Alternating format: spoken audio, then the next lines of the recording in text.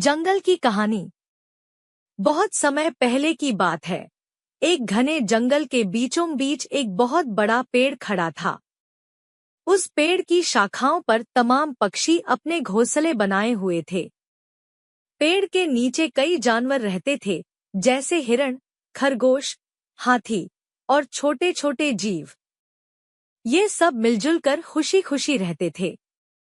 एक दिन जंगल में एक नया जानवर आया, एक लोमड़ी। लोमड़ी बहुत चालाक थी। उसने सोचा कि अगर वह जंगल के जानवरों को एक दूसरे के खिलाफ भड़का दे, तो वह आसानी से पूरे जंगल पर राज कर सकती है। उसने पहले खरगोश से कहा, हिरण तुम्हारे हिस्से की घास खा जाता है, तुम्हें कुछ करना चाहिए। खरगोश को लगा कि लोमड़ी सच कह रही है। फिर लोमड़ी ने हिरण से कहा, तुम्हें पता है, हाथी तुम्हें अपनी सूंड से उठाकर दूर फेंक सकता है। हिरण डर गया और हाथी से दुश्मनी करने लगा।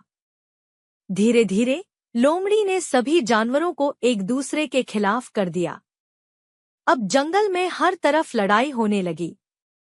एक दिन जब सब जानवर आपस में लड़ रहे थे, तभी जंगल में आग लग गई।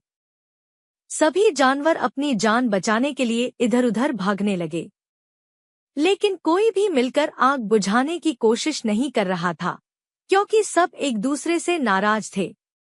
अंत में पेड़ पर बैठे एक बूढ़े तोते ने सब जानवरों को इकट्ठा किया और कहा, अगर हम सब मिलकर आग नहीं बुझाएंगे, तो हमारा यह सुंदर जंगल जलकर राख हो जाएगा। हमें एक दूसरे से लड़ने के बजाय मिलकर इस मुसीबत का सामना करना चाहिए।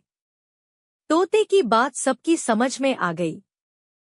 सबने अपने सारे गिले शिकवे भुलाकर मिलकर आग बुझाने का फैसला किया।